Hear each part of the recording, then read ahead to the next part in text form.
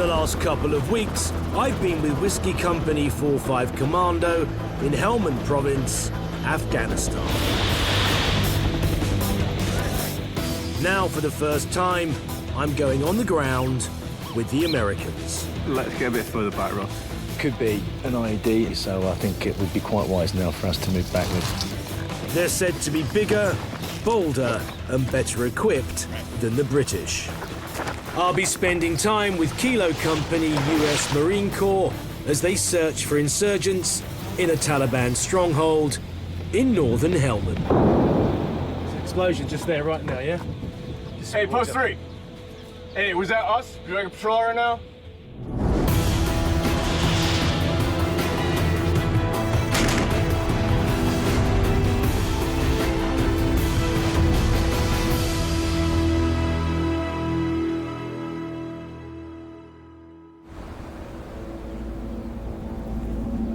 So there's an ID just gone off just there, 12 o'clock, straight down. So give me 5 minutes. Yeah, roger, mate. So we've literally been at the patrol base 4 minutes. Looked straight out there. As I looked out there, massive cloud of dust and debris, and an IED has just gone off over there. Obviously, Tor's worry is that one of his patrols are out there right now. Yeah, stand by. This patrol base is on the front line. The Taliban have been known to place explosives right outside these walls. So far on this tour, Kilo Company have lost 3 men to IED strikes. What was the score on that? All right, well, I do have patrol out, but they're a little farther north, so we think it was probably just an IED that went off. It happens sometimes. So you think that somebody was trying to lay it, or a civilian may have detonated it, or it could have just gone off in the heat? Yeah, any of those 3 Any can of those happen. 3 things, Yeah. you don't know. I mean, goat herd goes by, goat steps on it, blows 5 of them up. Right. And then we saw another day where no one went off. Someone was trying to take the ID that was already in place, move somewhere else, blew up in his face. Right. So. The good news is that no one from Kilo has been hurt. Right? Correct. Right. Should we carry on our tour? Yeah, definitely. The patrol base used to be a Taliban headquarters and is named after its insurgent commander's codename, Mirage. This will be home for the 45 men of Kilo Company for the next 7 months. Yeah, no, well, it's not, you know. You all right? These are my guys, probably trying to get away from the heat. Right, Vargas? Antisocial as ever. Roger that. It's been a long day, sir. Kilo are part of the 3rd Battalion, the US Marine Corps.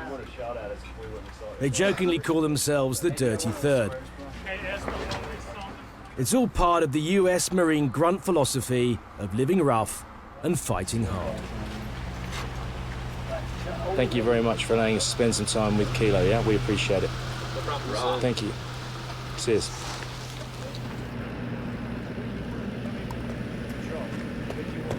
We actually built a small shower head. We got a couple solar shower bags. Do they get used? Once in a while. I mean, we wouldn't be called Dirty Third unless we used them. Right. So. Yeah, so you... Latrines, these are... What's the score here? Are you in John bags or are you straight into the ground? No, we got burn barrels. You're burning your own shit. Yeah.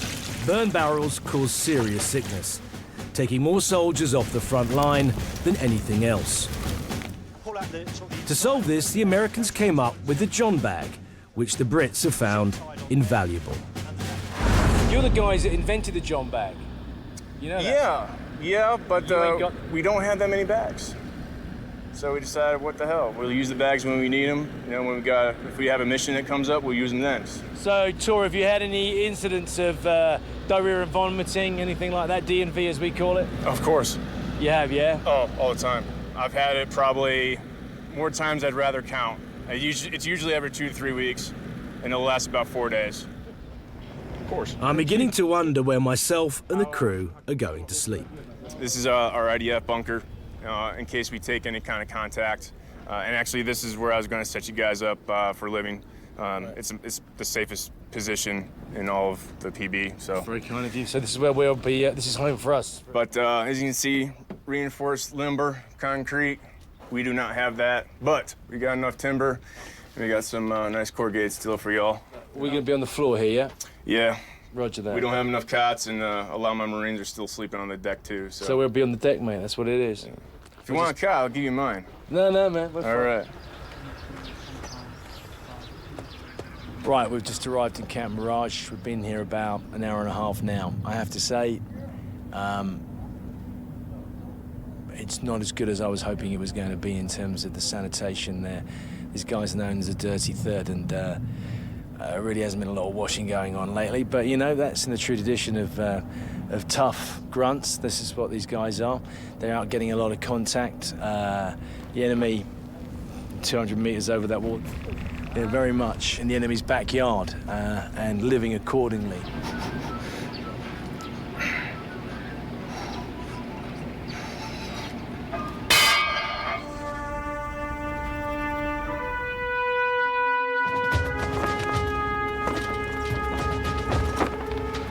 Early the next day, I joined Kilo to go on patrol. The US Marines are one of America's finest fighting forces. Their motto is, the few and the proud. They've fought in every American war since 1775. They may be America's smallest fighting force, but they still outnumber the combined forces of the United Kingdom. All right, this is Mirage right here. Our objective is up to our northeast, approximately a click out. Today they're on the hunt for a well-known Taliban commander. We just received word that Haji Kamil, I'm sure we're all familiar with that name by now, supposedly he's being moved into a compound around this area. So I'd like to get eyes on and find out what the real deal is. In charge of the operation is Sergeant Gazelle. Anything happens to me, all my important gear, battle book, map is right here on my chest. I got my GPS right here, and somebody better grab my fucking knife. That bitch stays in country as long as I'm here. All right. PB Mirage, Voodoo 3-2. Right, we're just about to leave the patrol base right now.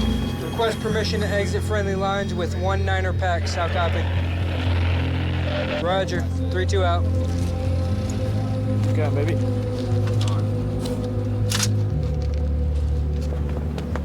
The Taliban are known to maintain 24-hour surveillance on Mirage. Every time these Marines leave the base, they run the risk of encountering a well-organized ambush.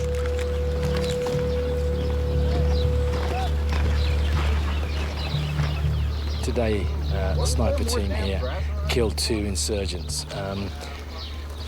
Not necessarily going to be a tit-for-tat going on, but the guys have to be extra aware now because they've stirred up the nest, as it were, and there may be people out there looking for revenge, for want of a better word.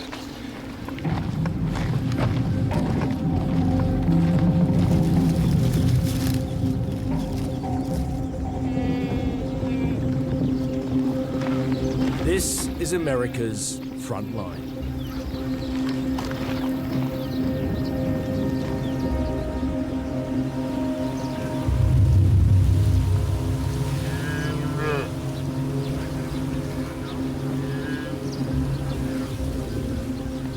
We call them murder holes. Yeah, sure. Basically what it is, they just stick their rifles out of it, shoot some rounds, and then duck back behind the wall. Got it.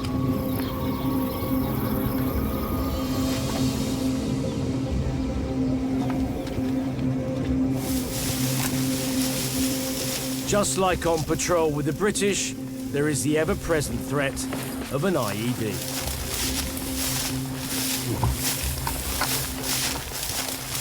So I'm surprised the Americans aren't sweeping with mine detectors for explosives, a method the British call op bomber. And these guys just don't bomb where they go. They just, they won't bother with sweeping. If we were the Brits now, they'd be sweeping all the way. They say because they know this land can't have been mined, but I have to say, I don't know how they can be sure, but testament to their balls, I have to say, because I'd have someone up there valing me in front of me right now.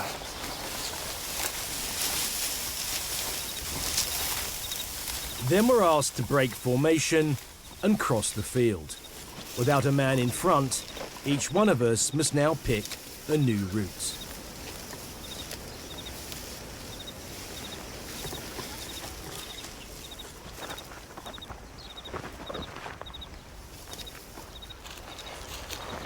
Fuck me.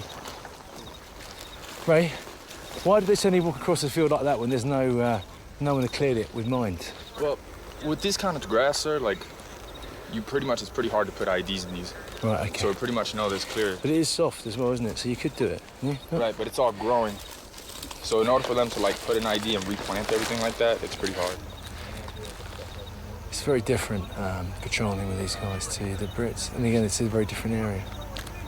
We've just walked across the field without clearing it, without valoring it. A man in front, we all just walked across the field. And rightly so, they say, you know, it's highly unlikely because the ground's so hot.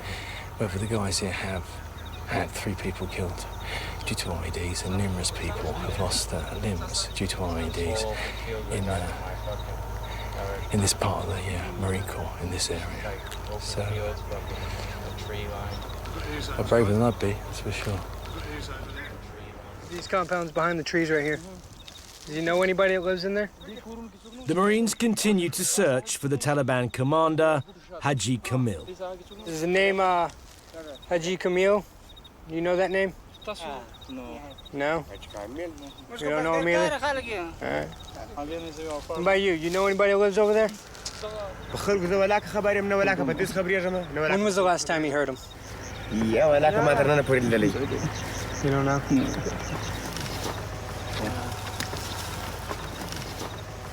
Oh, that was left-handed. He don't like me. Yeah. He does not like me. That's fine. You're cool, buddy. The young boy gave you a left hand, yeah? Well, old boy right there just gave me his left hand. I guess I'm a piece of shit. Yeah, well, that's the hand he wipes his backside That's the with, left yeah. hand. Yeah, he wasn't a happy boy. All right, guys. We're gonna keep pushing now.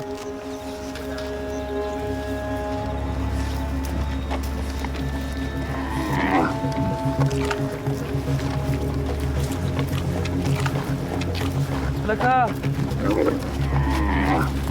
These are things that will set an ID off.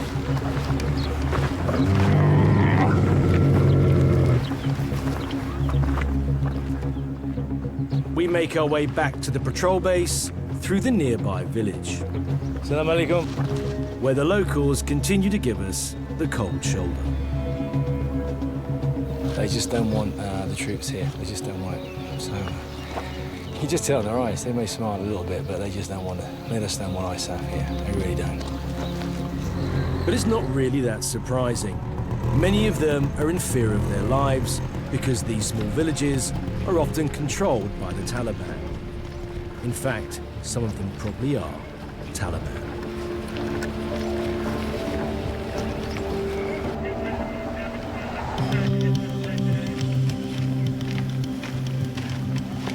I've just got back from my first patrol with Kilo Company of the 3rd Battalion, United States Marine Corps. After a long hot day, I'm looking forward to my dinner. One of the biggest rumours I've heard from the Brits is that the Americans have a regular supply of fresh steak.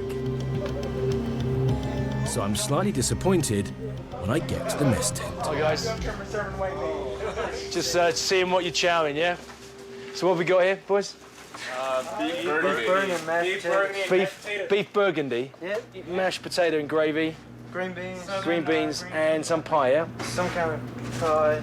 You live on these guys for the entire tour, yeah? Yeah, we did all the time. Same thing for 3 months so far.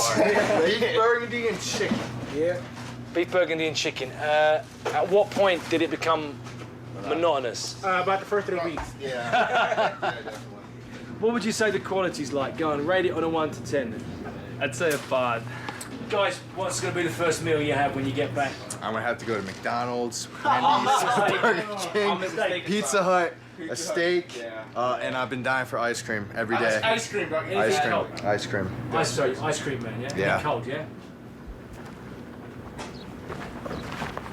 Over the years that I've been coming out here, there's always been this idea that the US service personnel get a better deal, generally in terms of kit and living accommodation than the UK get.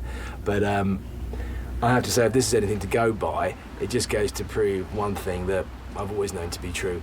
The closer that you get to the enemy, the closer you are to the point of the spear, the harder conditions get all round, not just out on the ground, but also when you get back to the patrol base.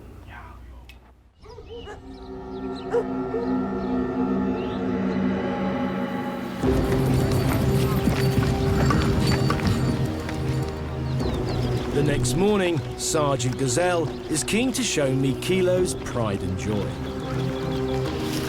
Ever since President Obama sent more troops to the region, known as the Surge, American soldiers have been relentlessly pushing back the Taliban.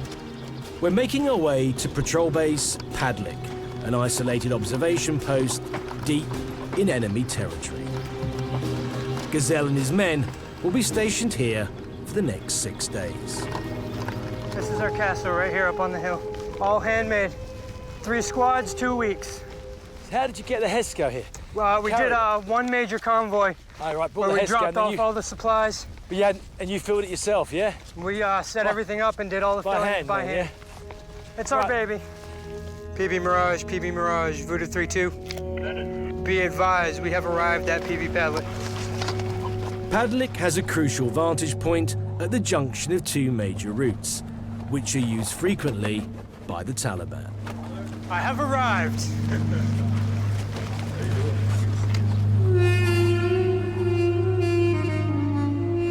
This is the entrance to Padlik. If we look around, yeah, it is one of the highest features.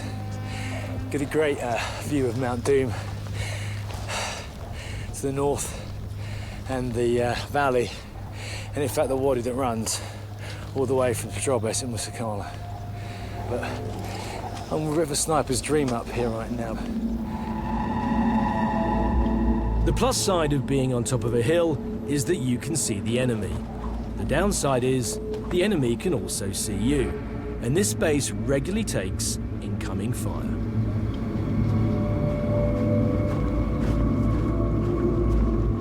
As we head back, the Marines spot a suspicious-looking vehicle.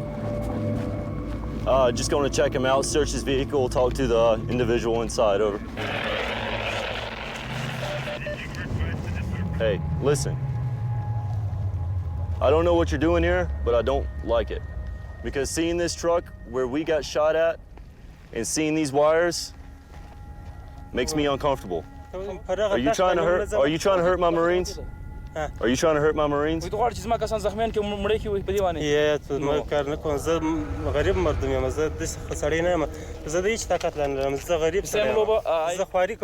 Hey, I understand you're a laborer and you'll do anything for money. So this is what I'm gonna tell you to do. Don't drive through this area anymore. Find a different way to get here. I don't want to see you on this road anymore. If I do, I'm gonna arrest you. Do you understand? Get out of here.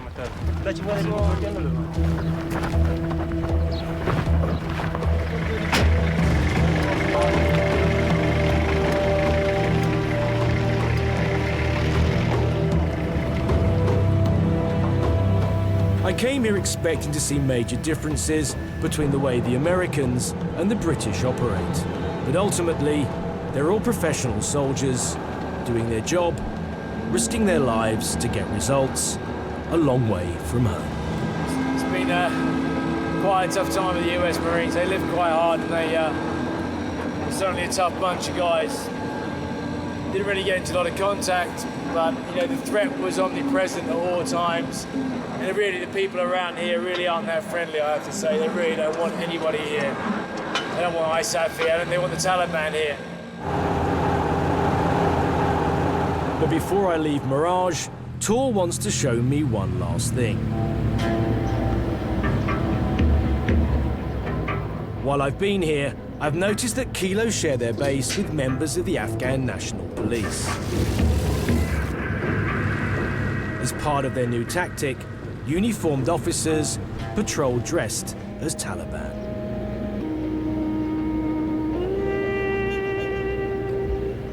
We just see some guys come in wearing civilian clothing, but they're carrying AK-47s, like the chap behind me is coming up now. Now, who are they?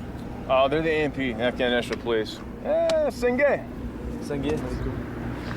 Isn't it a problem in terms of sending a guy out looking like this? So, to all intents and purposes, he looks and dresses like a member of the Taliban. Yeah, he does.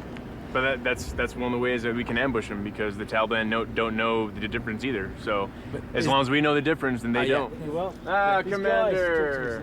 This is Commander? This is Commander, yeah. Senge, Jordi. Is he not worried that when he goes out on the ground that he looks very similar to Taliban? If attack helicopter, Cobra see these guys with guns, That is an engagement. He can engage.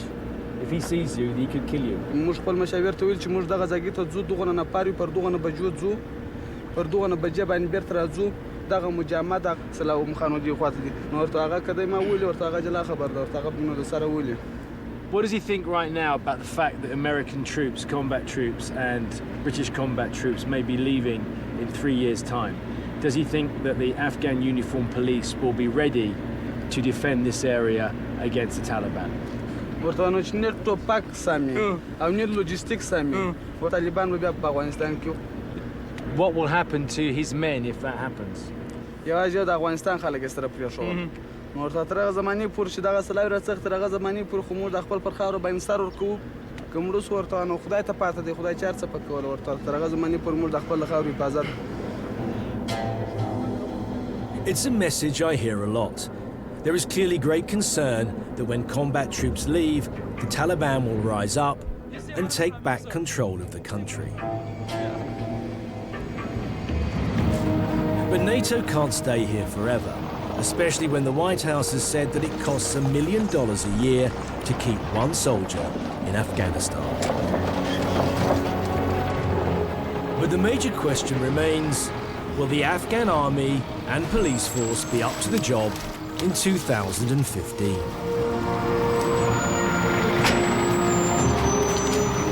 To answer this question, I'm going to Kabul to meet the man tasked with making sure that the Afghans can stand on their own 2 feet. Because if they can't, the last 10 years of sacrifice will have been for nothing.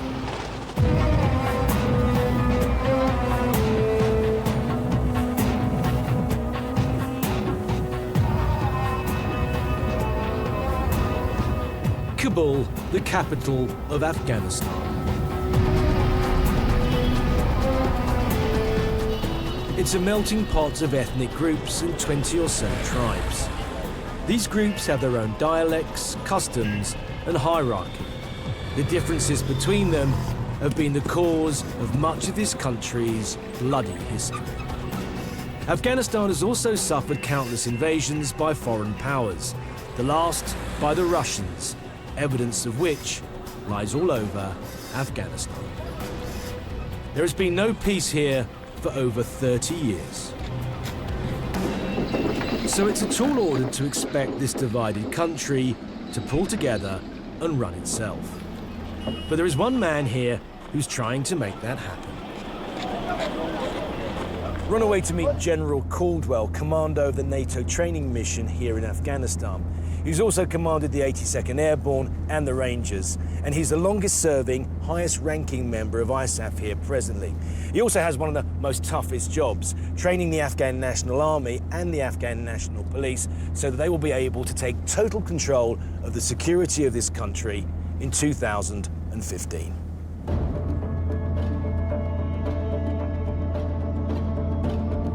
The general's job makes him one of the biggest targets for the Taliban.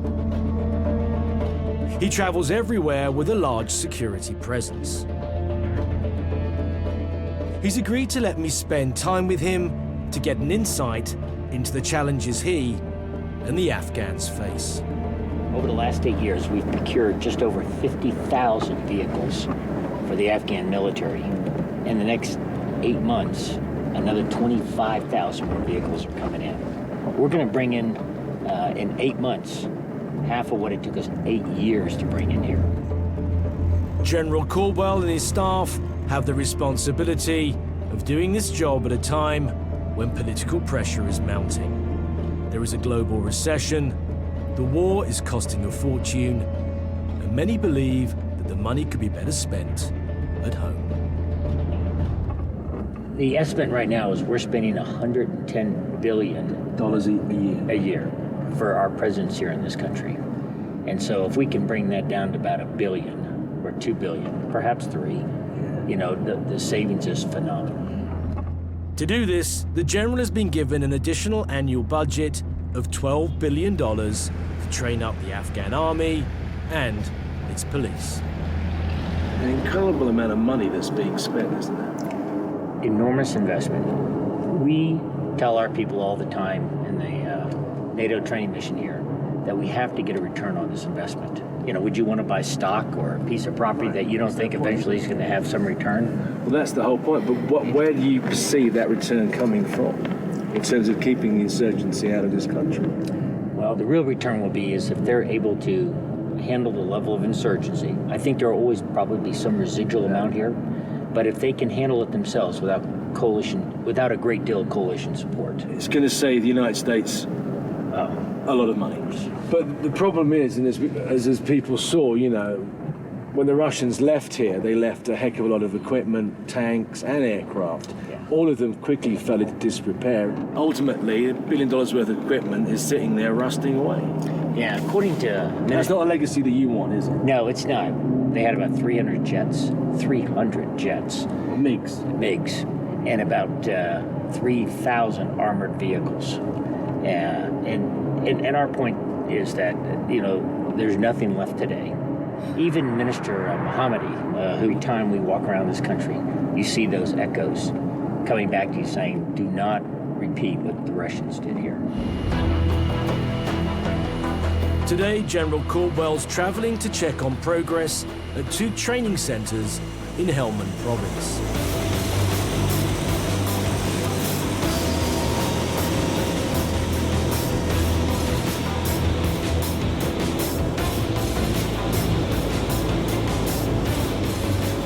The stakes are high.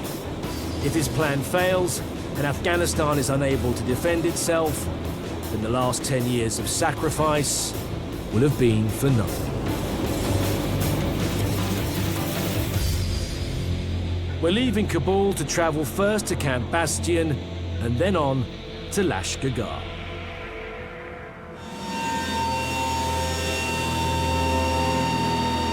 10 years ago, the Afghan National Army numbered a mere 1,700 soldiers. Now Caldwell's ambition is to grow the army into a fighting force of 200,000. The one thing the general found out early on is that 90% of the Afghan army and police were illiterate. In order to build an effective army, he realized an important initiative missed by his predecessors: to teach them to read and write. Because without these basic skills, they can't operate weapon systems, read maps, write orders, or collect information.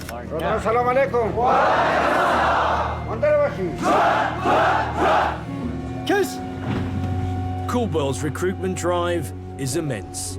2,800 new troops are qualifying every month.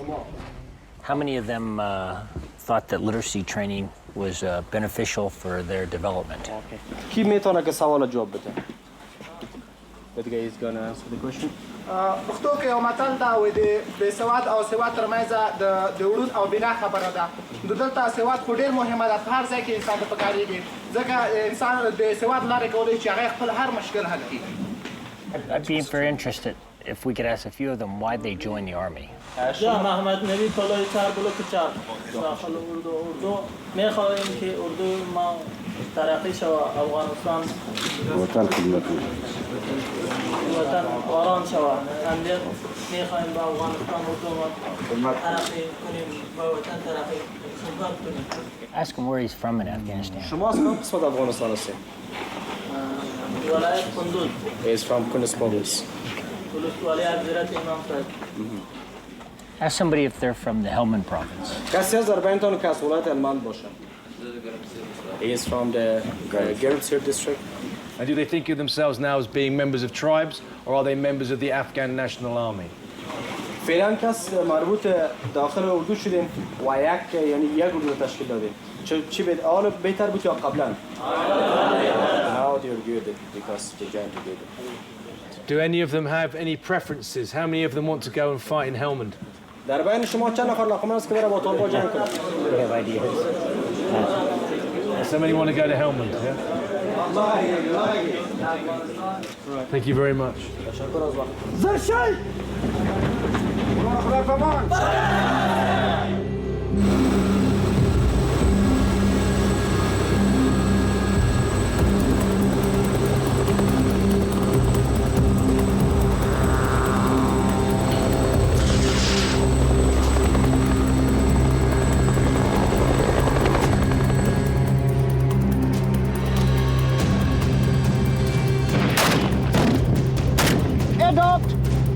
Sitting position. All new soldiers are put through an intensive 8-week course.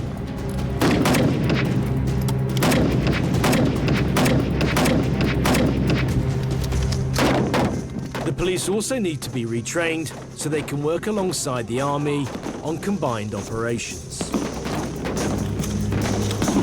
These aren't the skills, General, that you'd train a policeman in the UK or in the US with, are they? Oh yeah, not 10, 15 men maneuvering together. It's a basic soldier skill that absolutely essential for them for their survival.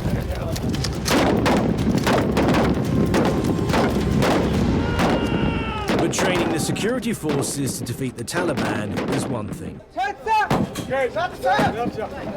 For the country to survive in the long term, there also needs to be a solid infrastructure. You have been given, without a doubt, the toughest job, right? It is. It's challenging. You know, we're all brought up in our military careers to be the combat leaders.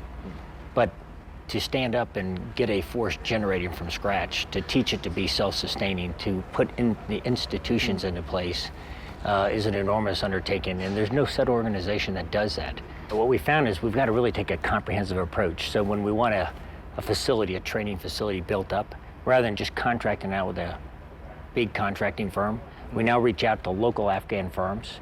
We contract with them to come in and build portions and pieces of this. Now the local community sort of owns this. So it's not the actual soldiers that are doing this, it's actual locals that you're bringing in. Absolutely. And then when we bring them in, we partner them up with engineers from all of our different nations that teach them the basic skills that they need. It now belongs to them. They take ownership of it, and it's an Afghan facility, not a coalition facility. So standing up a logistics systems, we are just really beginning to do that now. A maintenance system, a medical system. You know, those are the things that will ensure that this investment lasts. This truck here, for example, I mean, a harvester truck, this is probably one of the most expensive heavy-duty trucks you can buy today on the open market. And we've been giving, you know, literally thousands of these to the Afghan army.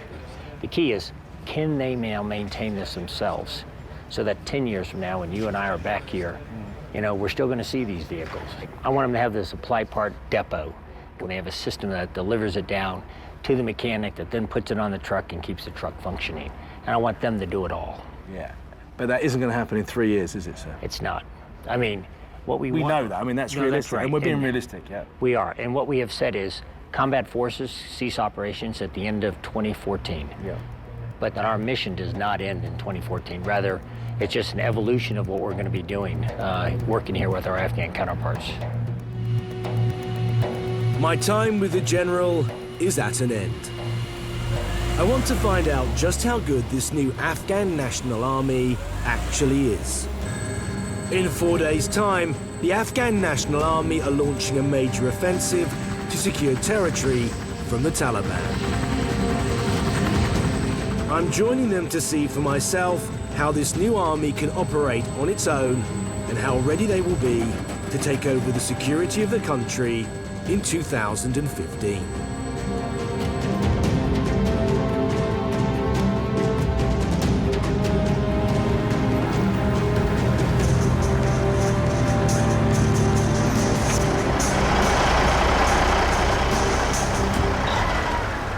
This is the first time the Afghans have been given their own operational area, where they plan operations and go out on the ground on their own. The ISAF role here is basically to stand back and advise and train and only offer support if they're really, really needed. This is basically a template for the future role of ISAF in Afghanistan. This is Patrol Base Jahan Zeb in southern Helmand. Strategically placed just 10 miles from the main town of Lashkargah, the soldiers are here to protect the town from rocket attack.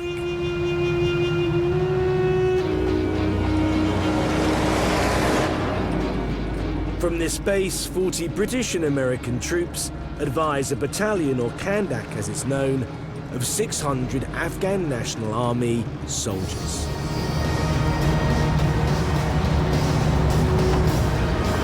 The main operation is in a few days' time, but before that, they're heading out on a recce patrol. The plan is to rendezvous with the ANA at their company compound a couple of miles away.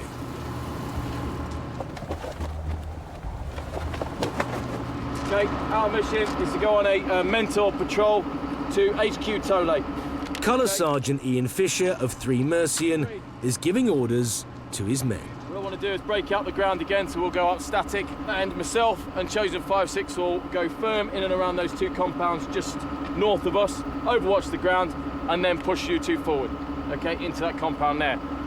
Once at 2426, we'll sit down, have a chinwag with the commander of that Tole, find out exactly what his plan is on the ground and where he wants to go, and then back him up, and obviously SOPs accordingly. As this is going to be an Afghan-led patrol, the men from the Mercian Regiment will only step in if they feel the ANA are not able to deal with the situation.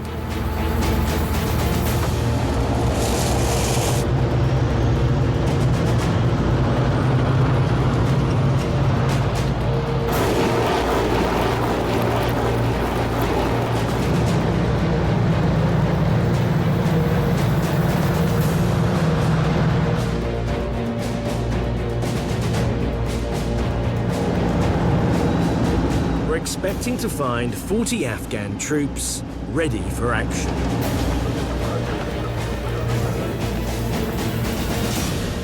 But when we arrive, there's only 5.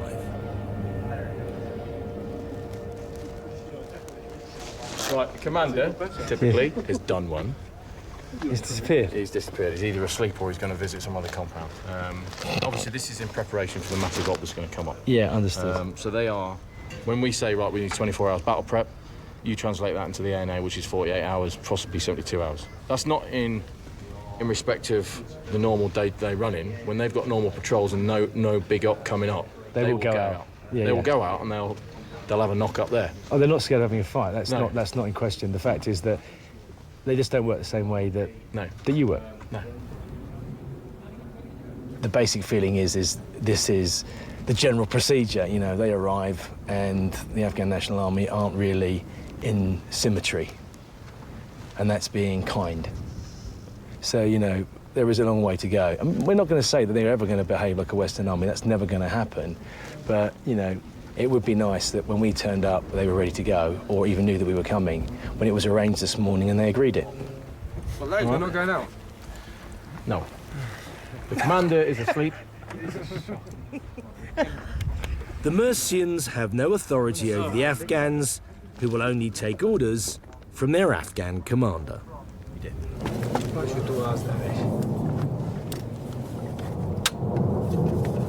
It seems without their commander, they're at a loss at what to do.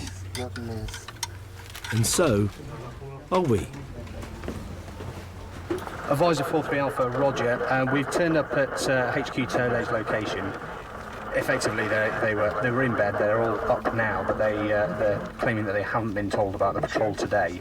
And so, Captain is now getting on the net to speak to the Major, who was with them in the meeting this morning, where it was arranged that we would go out on this patrol to find out what's been lost in translation.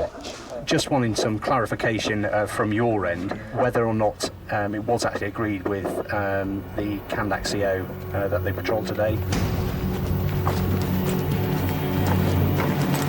Then the commander suddenly appears with some more troops. Okay, so we're going on patrol? And they line up to go on patrol.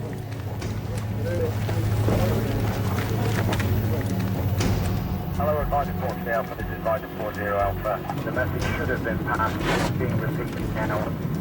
So stand by for your patrol. Over. Advisor 43 Alpha, Roger out. Okay, we're on.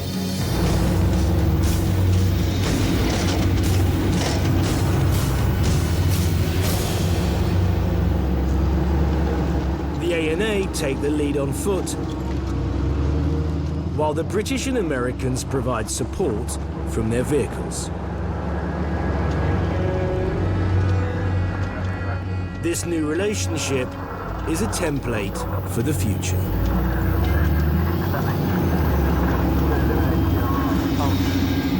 I'm in a Jackal, an open-top armoured vehicle.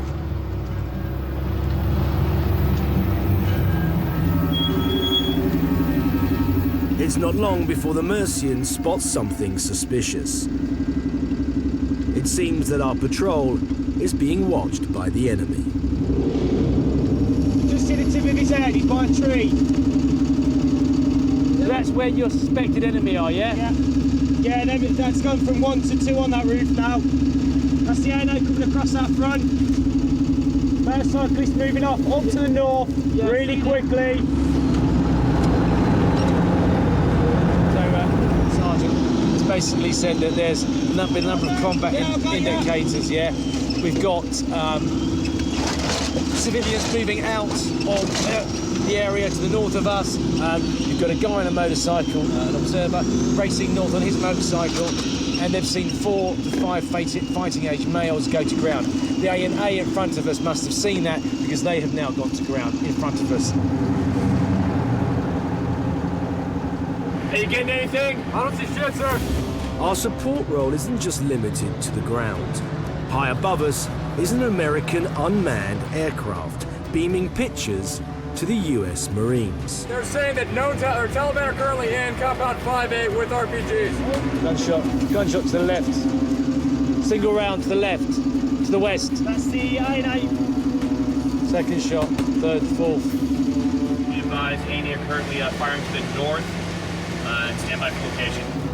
But then just as the enemy is engaged, it all goes quiet. We learn from the Americans that the ANA have called off the patrol. They haven't got enough men to cover the open ground and have another manoeuvre unit. So basically, they've decided that if they went across the open ground, even with the assets that you could supply, it would be too risky, and they'd rather wait for another day. That's correct.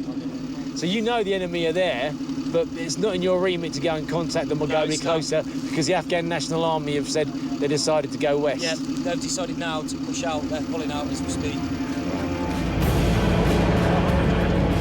We head back to base.